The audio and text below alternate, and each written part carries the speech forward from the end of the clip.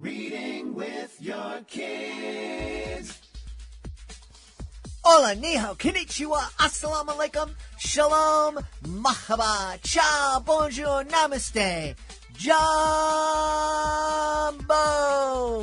bienvenidos, my friends. My name is Jedley, and you're listening to Reading with Your Kids, broadcasting from the vibrant and book-loving neighborhood of Reedville and the southwest corner of Boston, Massachusetts.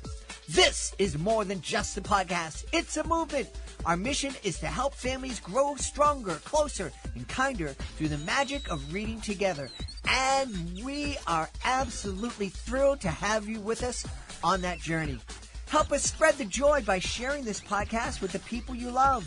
Tell your kids, teachers, school librarians, and neighbors that they can hear us on the WREB AM/FM 24/7 radio network, and they can find us on the iHeartRadio app, on Spotify, Apple Podcasts, Good Pods, Amazon Music, CastBox, Player FM. Wherever you find your favorite shows, you can find Reading with Your Kids.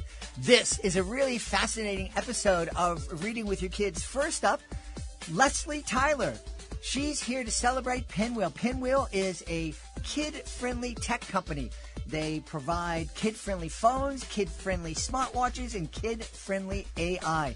Leslie has some great ideas, not only about the products Pinwheel offers, but also some great tips that can help keep your kids safe when they're online.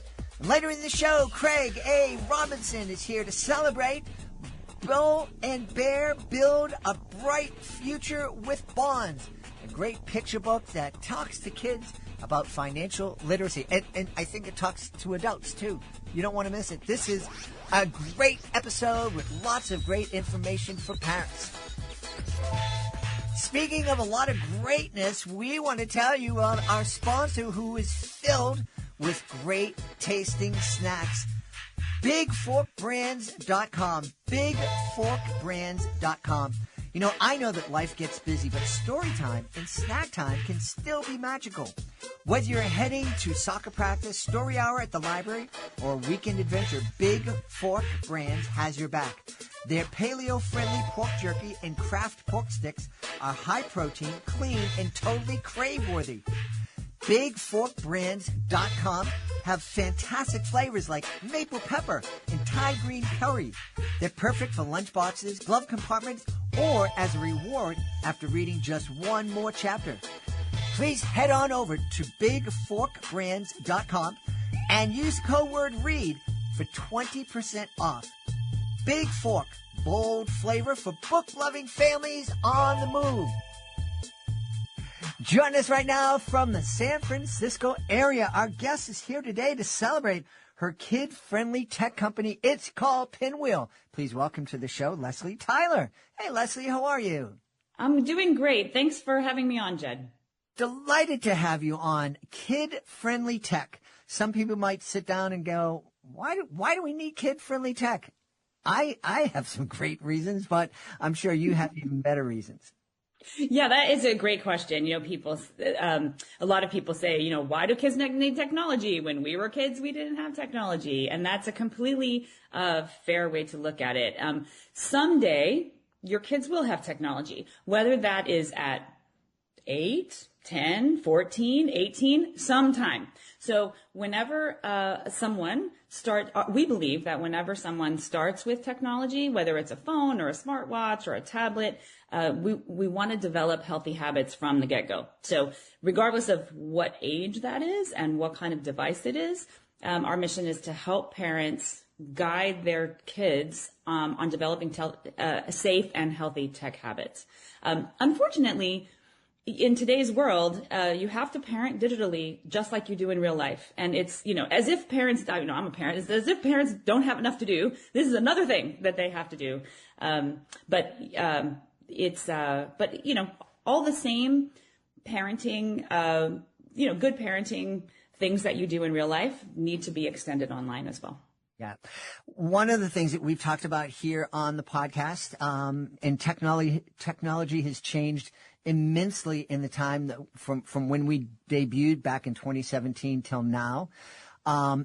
when you hand your kid a phone or a tablet or anything where they can communicate with the world, and that's what we all say, our kid, we got to give our kid a phone. He's going to have access to the world, and that's great.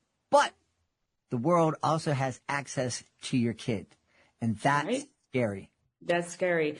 It's a little bit like the internet, in the beginning of the days of the internet. There's a lot of great things about the internet. We're talking right now on it. And there's a lot of scary and bad things on the internet too. So it's the same, with phones. There's a lot of positive that can happen in terms of being connected.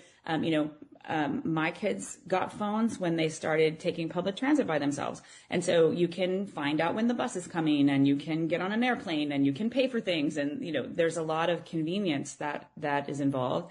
And yet there's a lot of danger as well. So our idea at Pinwheel is to create a phone that's designed for kids that helps parents give the kids the good stuff and limit the bad stuff. And then, as the child is more able to self-regulate, is more able to handle it, you can add apps, you can add features, you can add more things. You can start off with just calling and texting and then add some more things. So it's a way to help, to help kids, develop that muscle.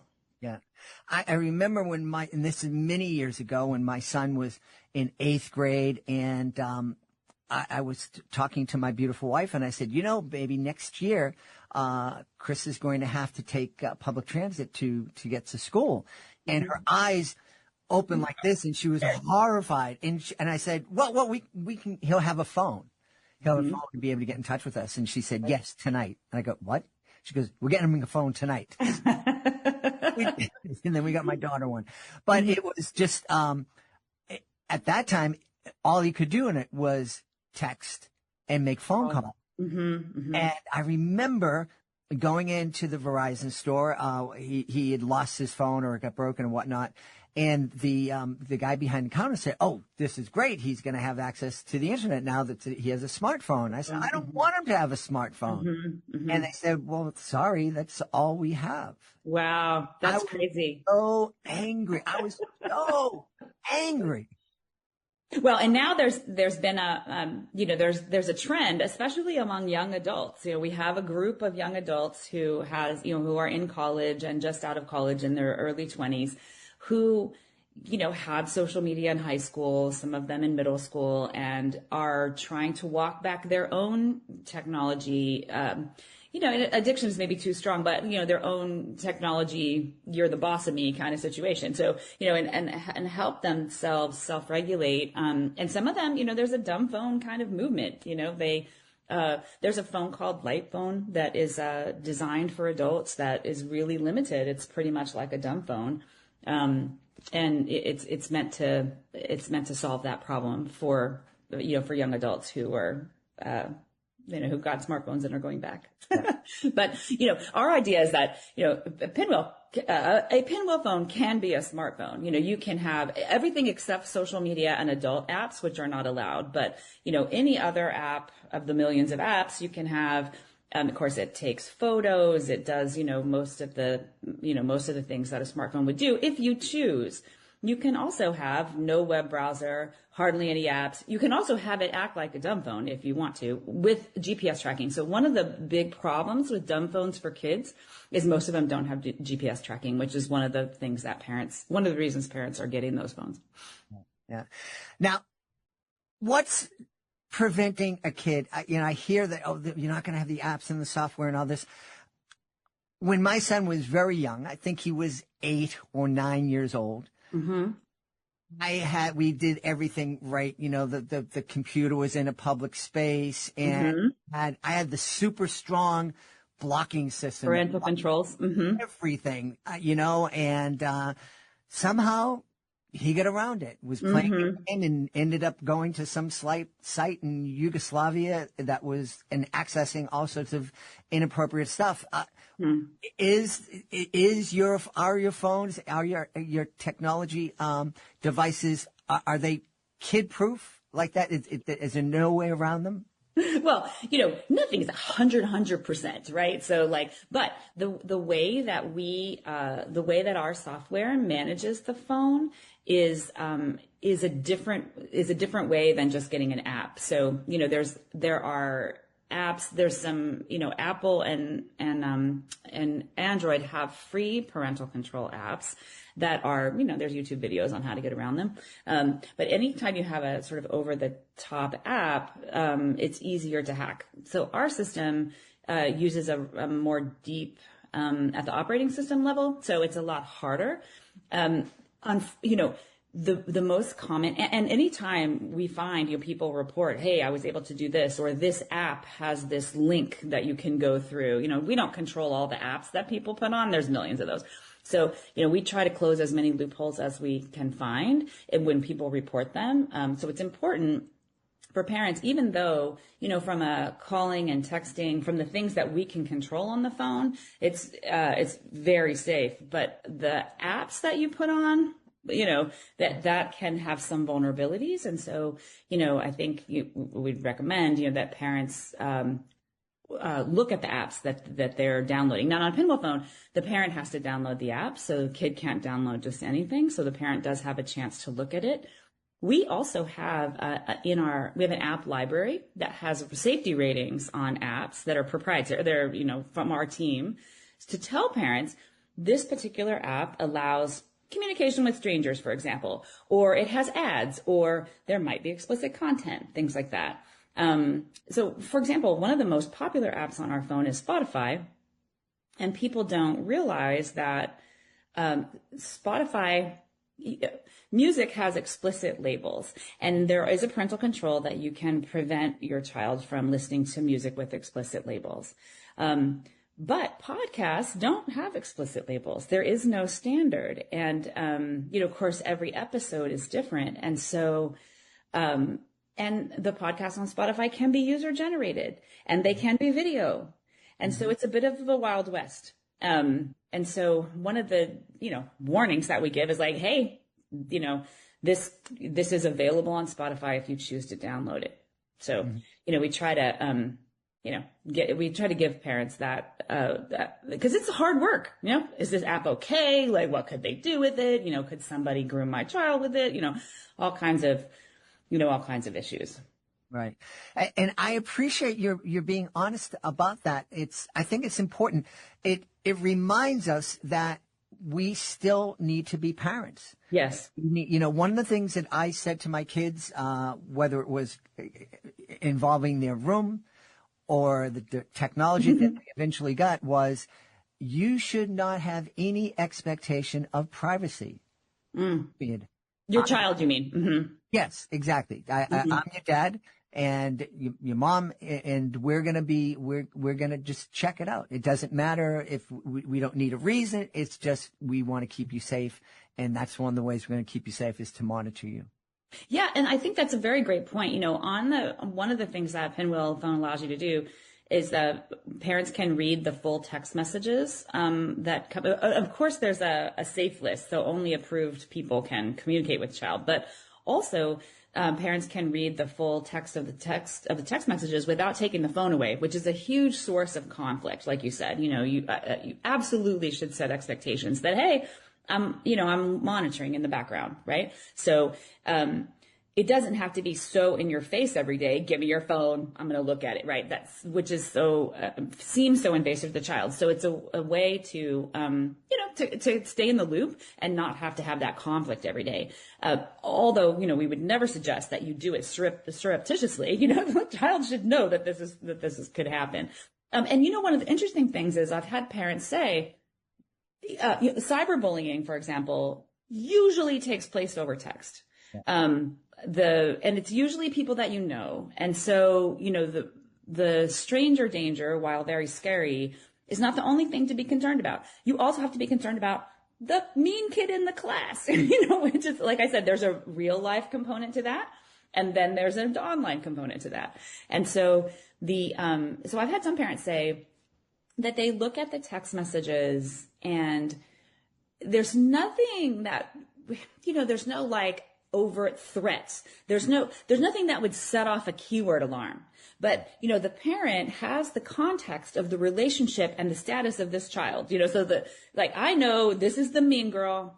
And so I'm like watching it through that lens. And so, manipulative behavior, which is the source of bullying, it takes place over a long period of time. It's a death by 1,000 cuts kind of a thing. It's not the, you're ugly, right? It's not sort of like that. Anyway, so I think, and we recently added an AI summary of the chat. So how in Gmail it says summarize this email, and you can click on it and it'll give you a summary of what's in the email. It works like that. So you can say summarize this text chain. I want to see the last 7 days, the last whatever, and the AI will tell the parent this is what they're talking about. Here's maybe some concerning things.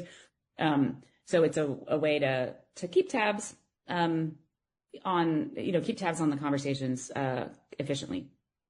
That's fantastic. I also understand you have a kid-friendly AI chatbot. We do. Speaking of AI, so Pinwheel GPT is a kid-friendly AI chat app. Kids can ask questions, and it gives kid-appropriate answers, which are not only lack explicit content, but also direct the child to talk to an adult on controversial topics. So the kid maybe they say, I think I might be gay, or, something like that. And then, or what does this mean? that is some sort of slur or sexual reference. So so it'll direct to an adult. And also it gives kind of straightforward short answers. I don't know if you've used AI, but sometimes it kind of goes on and on and on. So it limits it to be kind of just what you asked and not a whole bunch of other things, which is helpful. And then also in the parent app, parents can view what did the child ask and what did the AI answer, because AI is not perfect. Just like you were saying, nothing's perfect. Sometimes it just gives you the wrong answer. So the parent will be able to see that and be like, actually, 2 + 2 is not 5. Yeah. I've had some I use AI a lot here on the show, for transcriptions and summaries and things like that, and in other projects. And, there have been a couple of very interesting, hallucinations. Hallucinations. Well, actually, it lied to me one time. Oh no. I said, hey, did you do that because you had access to some photos and you? Oh no, I don't have access to the internet. I'm like, what? Yes, you do. It's funny, I use it. One of my uses for AI is help. So if I'm trying to use a software program and I don't know how to do something, I'll, instead of going to the program's own help section, which usually is not that helpful, I'll go to AI and I'll say, on this program, how do you do blah, blah, blah thing? And, and sometimes it'll say, go to this screen and click on this thing. And I go to that screen and like, yeah, that thing is not there. So that's just wrong.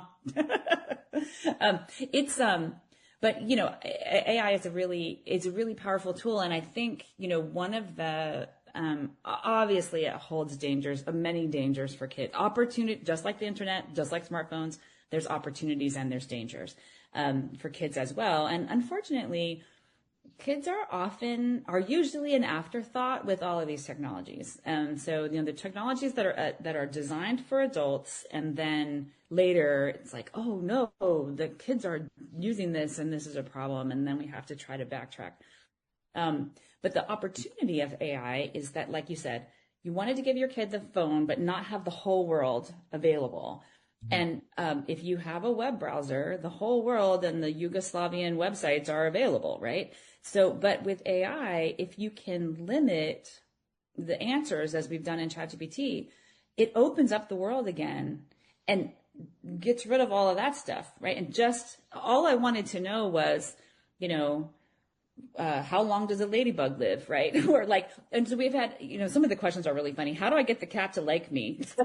So it's like, you can ask these questions, and get answers without having a lot of ads, without having a lot of, go down the rabbit hole and other things. So there's a good opportunity there. And you also were telling me before we started that you have a kid-friendly smartwatch. We just launched the Pinwheel watch. Because it's good for younger kids, for example. Because the functionality is more limited than a phone. It does calling and texting, and it does have Pinwheel GPT as an option for parents to add. And there's a few little games, but it doesn't have all of the apps that phones have. It does have a camera, so kids can take photos if they want. Again, all of that is managed by parents. They can choose to have those apps or not. So for kids that don't need to do a lot with the device, it gives calling and texting, emergency communication, and GPS tracking for parents, and then fun games and GPT for kids. But also another trend that's happening is a lot of schools are banning smartphones in schools, which is great because they're very distracting. And there's a movement on where more parents are waiting to give their kids phones until middle school, until later. So there's wait until 8th, there's okay to delay, there's a number of parent groups. And so, while watches historically have been for little kids, I think what will happen is that kids will have watches longer because they'll get phones later. And our watch is really designed for, it looks cool. It's not kitty looking, it looks like one of the journalists said that it actually looks like an Apple Watch Ultra. So it looks cool. So it would be okay for a middle schooler to wear it, especially if they got some cool bands. Yeah. Awesome. Oh, I think it's so important. And I'm loving that you've created this. What was it? Was it one incident that said, you know what, I need to create this. We need to get this out there for parents. Yeah. So I am not the founder of Pinwheel. I've been there for about 3 years. Company's been around about 5 years. So I'm pretty early. But the founder, I can tell you his story. Dane has 4 kids. His name is Dane Whitback, and he has 4 kids. And his kids, one of his kids' friend came over and had an old iPhone that their parents had handed down. And he and his son and this other kid were playing with it. And he thought, wow, this could go really wrong. There's the whole world on there. There's the internet, there's the whole world. And that seems, something that we shouldn't be doing. And so he, went on this journey of a couple of years of, developing the software, doing market research and developing the software. And it is interesting, especially now, every parent of a kid that is actually even little kids, when you talk about the problems with phones, it's just this instant, oh my gosh, let me tell you, it's just so, I battle with my kid over screen time. They don't want me to read their text. They've seen something inappropriate, like you said, someone is being mean to them. And then also with social media, especially, just the liking and following aspect of social media is in itself harmful. Because, nobody needs a black and white scorecard of their popularity in their face every day, and much less a 7th grader. And so it's, I think we're starting to, then the research is starting to show, all of these harms. And, so, the longer Pinwheel's been around, it's like, oh my gosh, it's a big problem. It's a big part of parenting today. Yeah, it certainly is. And, I'm happy there are companies like Pinwheel that are out there that are recognizing this and creating software and products that can give parents more control. The idea that I don't believe it was available to my son when he was a kid, but the idea that you can get on a video game and playing it with somebody you think is 14, and in reality they're 40 or 50 years old, and they start the relationship, and you use the word grooming earlier, and that's what they're doing. That's I hope every parent out there understands that that's a reality that we're facing. Yeah, and it's something that you have to do. And I think, just like you want to know who their friends are in real life, you want to know who their friends are and what that situation is like. You want to know who they're communicating with online as well, just like you would in real life. So, if your child wants to go have a sleepover at someone's house, in your mind, you're going to think, okay, do I trust this kid? Are the parents going to be there? Are they going to burn the house down? Like, you're trying to think about, whether you're going to allow that or not. And it's a similar dynamic online. Do I allow my child to play this video game that they could be playing with strangers who would have, communication with them or not, so. Yeah. Well, my beautiful wife's family is originally from Puerto Rico, so there were no sleepover issues. And that was my kids are so funny. They really like their own space. So they would go to sleepovers at other people's house, but they rarely invited people over here. They like to have their own space. So hey, where can people go to find out more about Pinwheel and all the technology that you're working on? Yeah. So pinwheel.com is our website. You can buy phones and watches and actually sign up for Pinwheel GPT. Pinwheel GPT app is free on any device. You don't have to have a Pinwheel phone. You can use it on any device. It's free for 20 chats, and then there's an upgrade if you like it. So but pinwheel.com. We also have some models on Amazon. So not all of our products are on Amazon, but some. Great. We've had a really great time speaking to the, what's your position at Pinwheel? I'm Chief Marketing Officer. The Chief Marketing Officer for Pinwheel. Our guest has been Leslie Tyler. Leslie, thanks so much for being with us. Oh, and thanks for having me, Jen. Have a great day. Want to let you know that this episode of Reading with Your Kids is brought to you by CozyEarth.com. CozyEarth.com.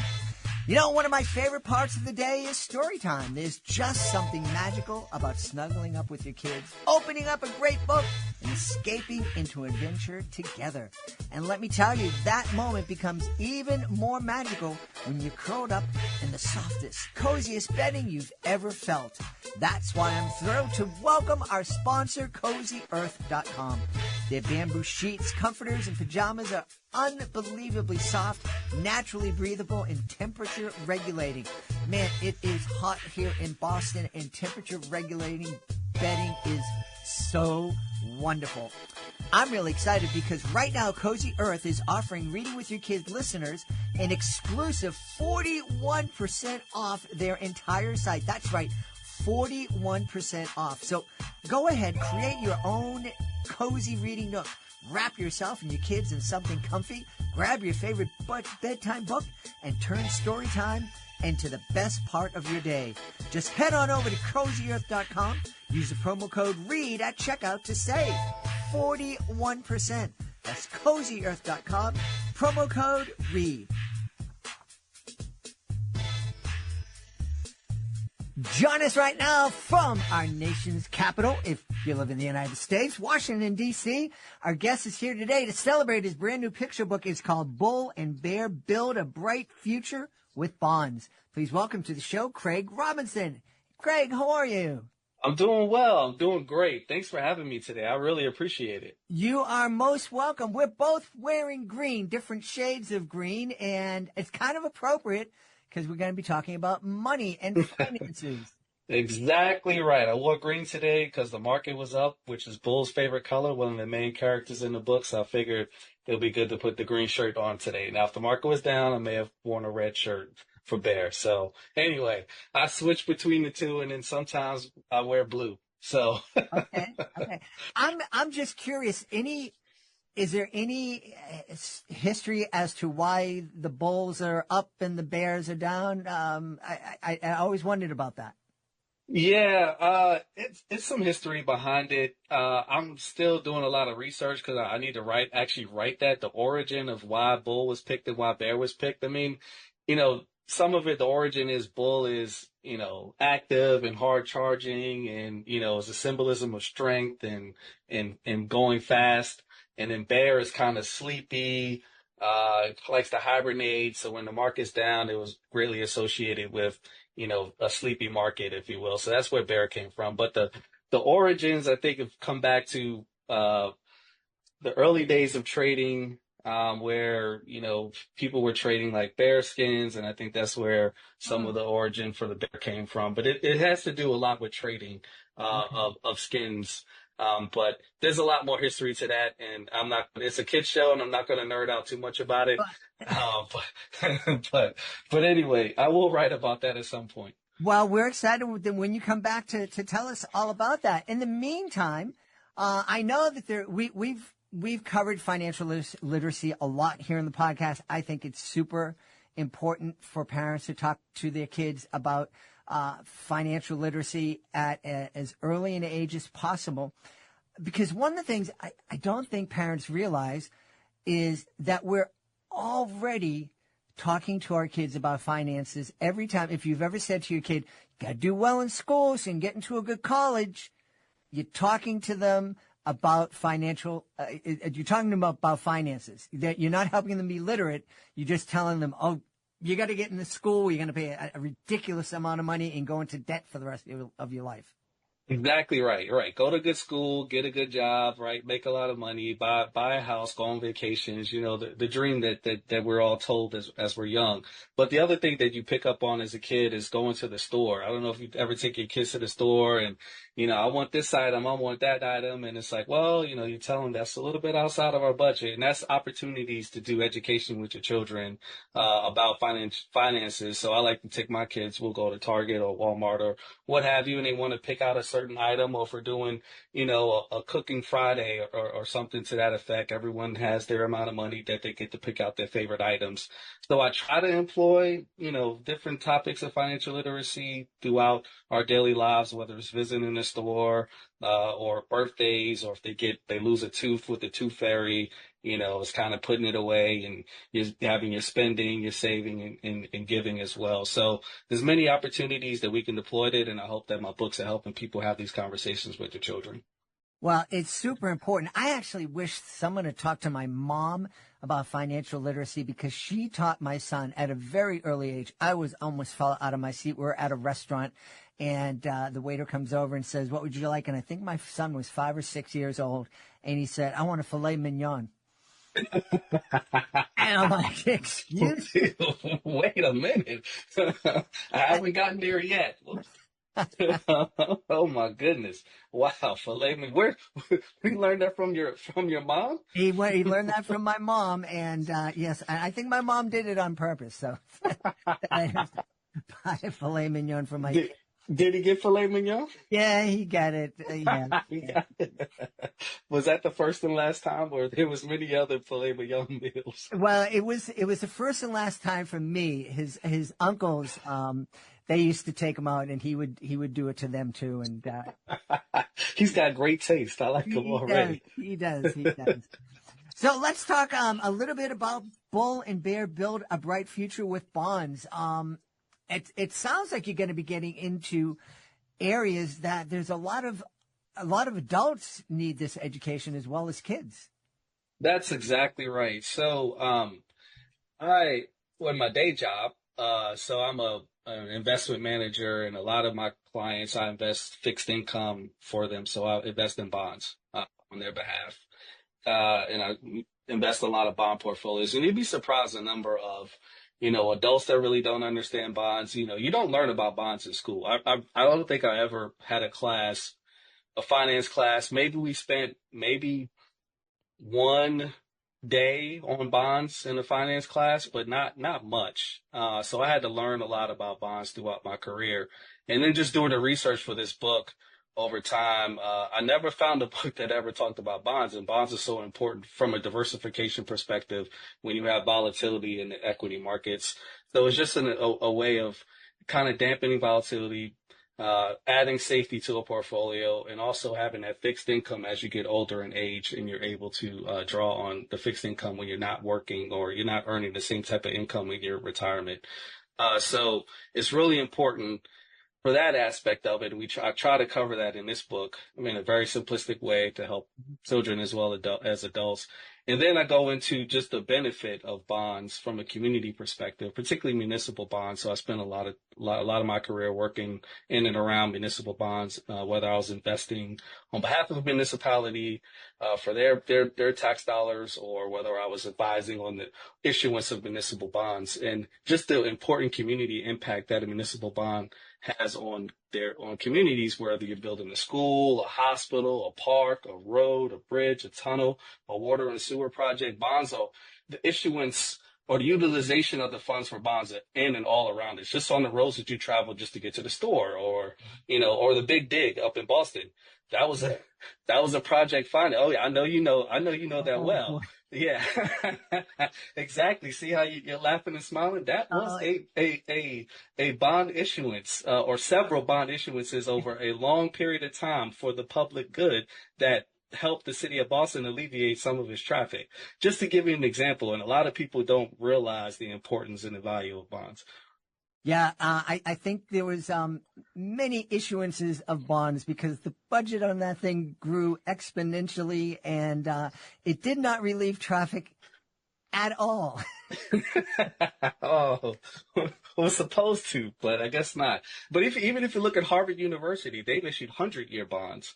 I think in the early mid to 2000s, they issued 100-year bonds, taking advantage of low interest rates and just for, the good of campus. So many good uses for bonds. So I try to tie that into the book as well. Just talking about it, just educating how principal, interest, yield, coupon, all that works, and then tying it back into diversification, where Bull is a little bit concerned about, the losses in the stock market, and he goes to Bear. They're both concerned, and they go to the trusted advisor piggy banks that talks to them about bonds, and they visit Eagle, and he explains how bonds work, and then they go back to Piggy and buy bonds, and it's built a school and a hospital for public good. So that's the story in a nutshell. But I kind of covered a lot of bases Yeah. in the book, and it was fun to write. I think it was always in me because I've just been working for bonds for the last 25 years or so. So it was really awesome to do this, and I'm excited about it. And a lot of my colleagues in the industry are really happy that I did this book. So Well, I think it's really important. I was familiar with U.S. savings bonds when I was a kid. I didn't realize that I was basically, making a loan to the government and that they were going to pay it back over time. And I really liked the part if, I gave $25 and I would get back a little bit more later on in 7 or 8 years. And, but that beyond that. And so I think it's really great. And if I could have grasped that with my simple mind when I was a kid, obviously kids are going to be able to grasp onto this and get an idea and understanding of what bonds are. And hopefully when they are adults or teenagers, start making great choices of it. Absolutely. What really got me going and really motivated to write this book is my youngest child.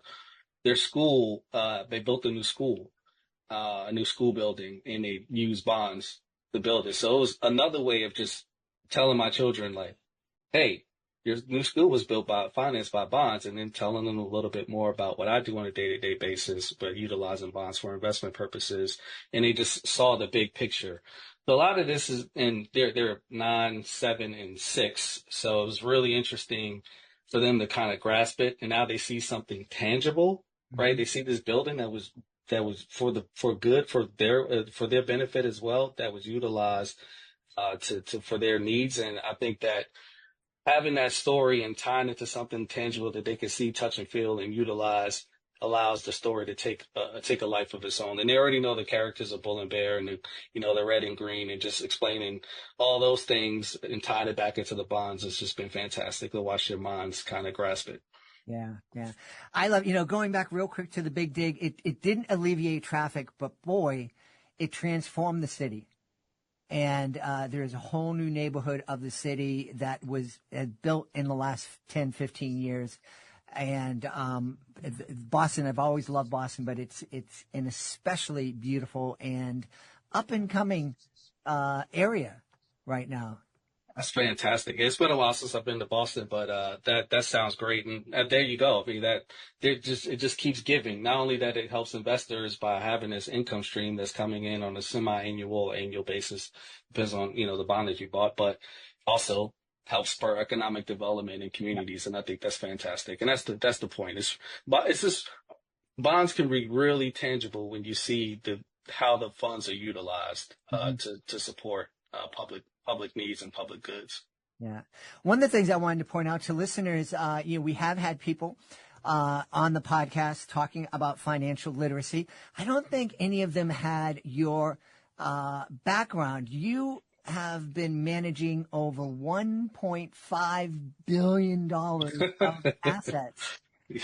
And that's a B. That's a whole lot of cheese there, my friend. Yeah, it is. It is, and yes, it is a whole lot of money that I oversee for my clients, and they utilize that money a great deal, and they rely on me to make the right decisions with those dollars to make sure that it's there for their benefit. I work with mostly institutional investors, all institutional investors, and they're all not-for-profits. So it just goes back into my values, my core values of helping people, helping organizations, help their stakeholders, help their community benefits. So the better that I can do in the market for them, if I can eke out a few more percent here or basis points and take away a little bit risk and do it in different investments and grow their dollars that they can deploy back into their communities and to their stakeholders, I sleep well at night just doing that. So I've always been in the kind of working with not-for-profits and state and local governments and managing their funds my entire career. So, these books are just an extension of that, just giving back the communities with the knowledge that I've gained over the years. Yeah. And I think knowledge, I don't think a lot of us connect knowledge with money. The first example, I grew up living in an apartment in the inner city. The idea of buying a home, it just was outside of my mind. I married my beautiful wife, and we sat down with the first-time home buyers class. Mm-hmm. And in a very short period of time, I came out of that class saying, I'm going to buy a house. And we did. And talk about a great investment. Boy, that big dig has the value of my home. See? I rocketed. It keeps giving. The thought process and the wherewithal that, the community had and the government had in Boston to think about how we can spur economic development through this project to improve neighborhoods, to improve property values for public good, to hopefully alleviate traffic. Didn't sound like it did that, but still, it created this fantastic community and economic development that just keeps giving back to the community over time. And I think that that's a lot of the value of how these investments not only help from tax purposes, if you're looking at taxes and municipal bonds, but if you also look at from a safe investment that, you're going to put in your principal, get it back, it helps dampen volatility from an overall well-diversified portfolio. And then how the money's utilized, right? That's just on the investor side. But then you think about the issuer side, the issuer that's borrowing the money from the investors and deploying that money back into the community by building a school or just a big dig, to use that example, or just making their overall communities better, that increase the property value of real home, right? That gives you more capital to invest and do other things, as well as building a beautiful community where you probably have additional houses, parks, stores, and other things that people utilize in their respective communities. And that just shows you how, an issuance like that and having the foresight to do a project like that to make communities better. And that's the power of bonds. I mean, it's the only way pretty much any state and local government can finance any infrastructure is through bonds, or municipal bonds to be exact. So, there's just the importance of it. And I think that no one growing up having classes on muni bonds or bonds just overall, you hear about the treasury, you hear about the deficit and things like that, treasury bonds, but, or in savings bonds, the example you gave, but you got to think also about the benefit that it provides to communities. Sure. Absolutely. Hey, one of the things you aren't directly connected with this, but with 3 young kids, you will be. Why is it that we don't sit down with our kids either in school or at home, and as we're saying to them, hey, you got to go to get into a good college, you got to work hard at school, why don't we sit down with them and say, when you get to that school, you really want to make a decision as to, in terms of what you're studying as to, am I going to be able to pay back my loans with this job? If I, we had family friends where one of the kids got a full ride at a very good college here in New England, but decided, no, that's not as elite as I'd like to go. So I'm going to go to the very elite college where they gave me nothing. And the tuition is $85,000 a year. Oh my goodness. So why aren't we as a community having these conversations with our kids? Some of us didn't have that education as parents coming up. And that's the point of the books that I've written, is just to be able to, the parents to have the conversations with their children, so as they grow up, they're less intimidated and can make sound financial decisions, and also have a conversation with the parents. So this is writing my first book, Bull and Bear Race at the Big Board, which is about the stock market. Just working with a lot of parents, and they see it, they're like, oh, I really didn't realize that, when the newscaster comes on TV and says the market was up, that means, Bull won the race for the day, right? That means the market's up is green. Just a lot of adults don't even know that. And money could be an intimidating subject for a lot of folks. So, simplifying the terms, because we can use a lot of jargon in the industry and it can be confusing, and also intimidating. So trying to simplify things that I try to do through this book is important. But to get back to your question, some people just don't get the education coming up, and you don't have the resources to know where to go. You just don't know what to ask. And I think that's a big part of it. So I'm just trying to do my part to make the world a little bit better through these books by just lessening the intimidation of finance and financial topics and financial planning, and making it more digestible and sparking curiosity, not only in children, but also in the parents. So, I throw a glossary in the back of the book because I know there's a lot of jargon and terms, and hopefully that's helping parents, talk to their children, and children also understand the terms in the book. So when they see it in the future, that's the biggest thing for me, is just exposure, early exposure. And that's the point of these books. You may not necessarily have to understand it right now, but in the future, when you get older and you see this topic come up again, or you're making the decisions to buy a house, you've got some kind of financial knowledge. You're like, oh yeah, I remember reading that book as a kid. And you do more research, and just, we have the internet at our fingertips and AI now at our fingertips that can help us really digest a lot of these topics in terms to make it a lot easier. So hopefully the book is a way of, or my books are a way of helping these conversations happen. Yeah. And I love that you created the picture books around these topics, because picture books are meant to be read together with a parent. It's wonderful when the kids can read on their own, but the picture books are specifically meant to be read with a parent and child, developing those conversations. And I think if you're having conversations about Bull and Bear when your kid is 4, 5, 6 years old, there's a much better chance that your kid's going to sit down and talk with you and listen to you when they're in high school making those choices. That's exactly right. I remember when we were creating the second book, when I say we, my illustrator, Bull and Bear Learn Piggy Bank's Golden Rule. There's a certain page in the book that has a pie chart, and the illustrator, she's like, "What? This is too abstract. Like, a child might not pick this up." And the pie chart basically had, breaking down percent of the portfolio that was in stocks, bonds, and cash. And I said, I use a pie chart every day for my clients. Literally, in presentation decks, some people see numbers and some people are visual. And yeah, the kid may not pick it up right now, but when they're older, they will have that understanding of a pie chart and a breakdown of, how much is in equities, how much is in bonds, and how much is in cash in their portfolio. And that's really important. So I want to show that now, so they're just exposed to it. And when they see it again in the future, because they will, if they're looking at their financial picture, whether it's a 401k or a brokerage account or a pension, or pensions are around then. But if they're looking at any other, I know you're laughing, but if they're looking at any other financial matter, the pie chart jumps out at them because they've seen it as a kid. Right.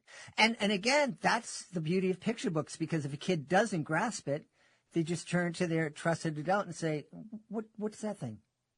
Exactly right. Exactly right.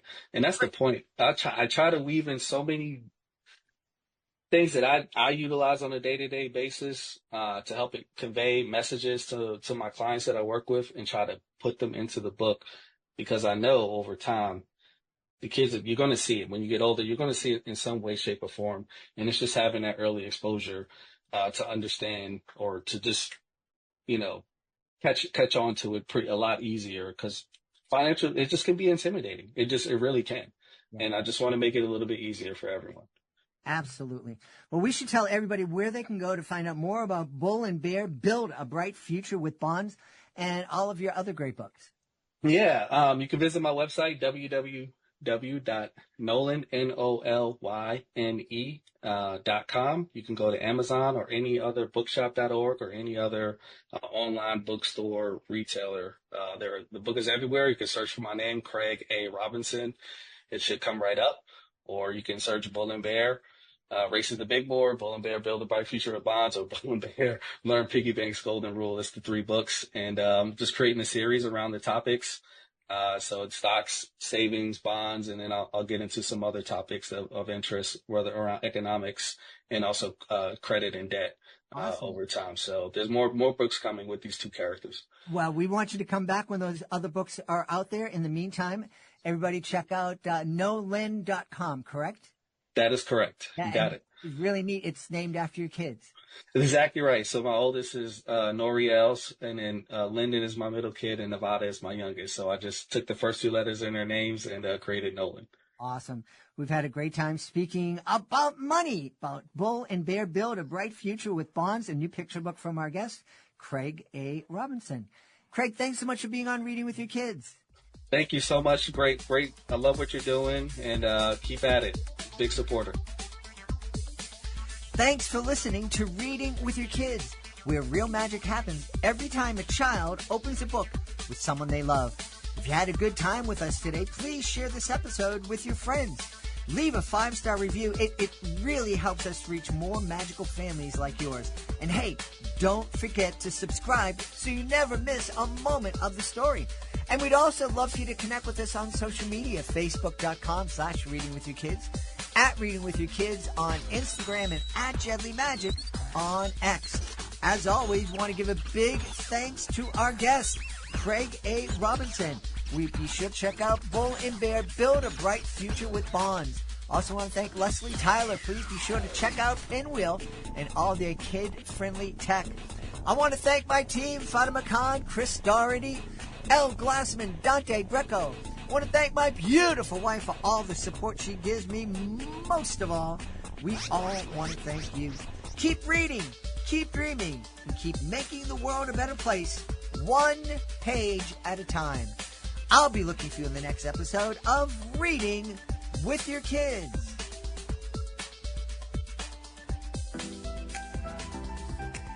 Hey, can you hear that?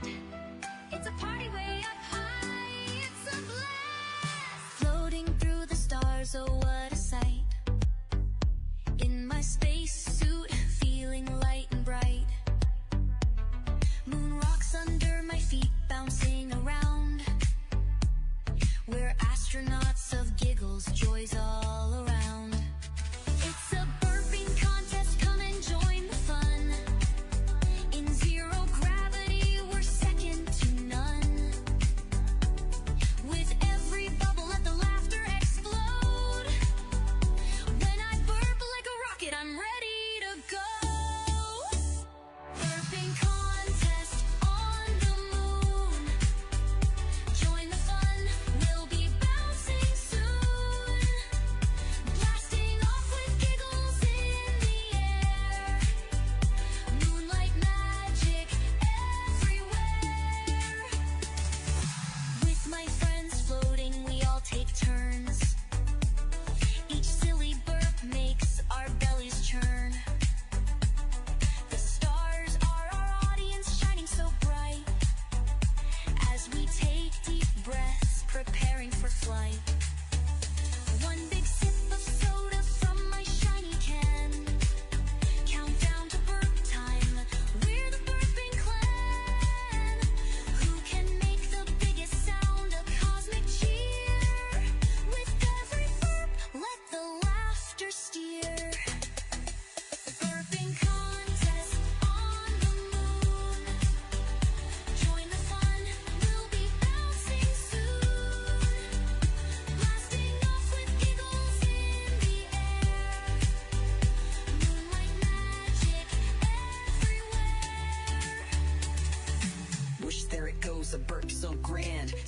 in the stars like a merry band, floating like balloons with smiles so wide. In this moonlit contest, there's nothing to hide. Ethereal echoes of laughter ring as we burp together. Let the moonlight sing.